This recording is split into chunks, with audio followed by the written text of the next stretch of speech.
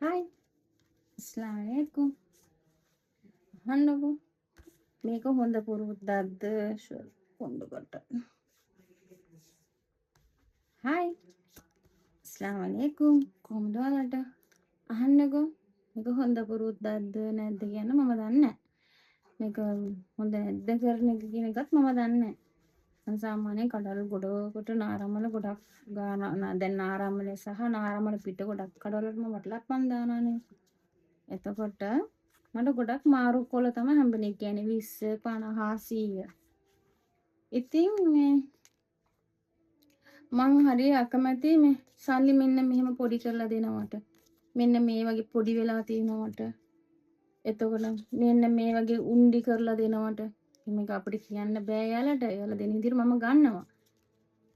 ඒ වුණාට මං ගෙදර ගෙනල්ලා මෙන්න මේ වගේ ලස්සනට අයන් කරනවා. අයන් කළා පිළිවෙලකට තියාගන්නවා. ඒක වැරදිද හරිද දන්නේ නැහැ. සල්ලි අයන් කරන එක හොඳයිද නැද්ද දන්නේ නැහැ.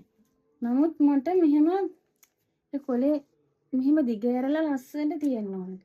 කියන්නේ මම දෙද්දි දෙන්නේ පොඩි කරලා නමලා නෙමෙයි පිළිවෙලට. ඒ කියන්නේ ඒක පර්ස් එකේ එහෙම දාගන්නකොට සාමාන්‍යයෙන් මම ගොඩක් වෙලාවට කරන්නේ සල්ලි හම්බුනාම ඒක අයන් කරනවා.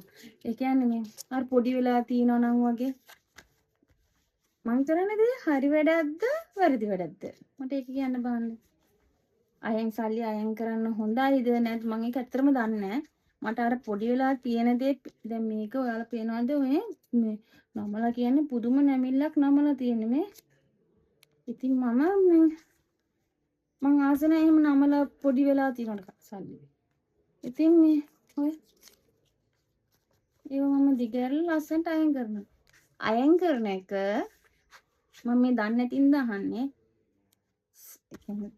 කොළ සල්ලි කොළ අයන් කරන එක ඒක හොඳයිද නැත්නම් ඒක හොඳ නැති දෙයක්ද මට දන්න කෙනෙක් ඇත්තටම කියන්නේ මම මේ දන්නේ නැතිඳ දාන්නේ මේ දැනගන්න අවශ්‍යයි. ඒ කියන්නේ සමහරවම වර්ධයක් කරනවා දන්නේ නැහනේ.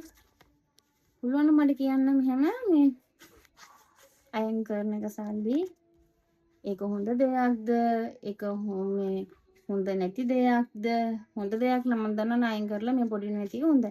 සල්ලි අයන් කරන්න එක හොඳ නැති දෙයක් නම් ඒකට හේතුව මට පොඩ්ඩක් කියන්නකෝ. ඇත්තට මම දන්නේ නැහැ. දැනගන්න අහන්නේ. දන්න කෙනෙක් ඉන්නවා නම් ටග් ගාලා මට කමෙන්ට් එකක් දාන්නකෝ. මම ඔක්කොම කමෙන්ට් වලට රිප්ලයි දානවා සහ කියවනවා. රිප්ලයි දාන්න බැරි වුණත් මම කියවනවා.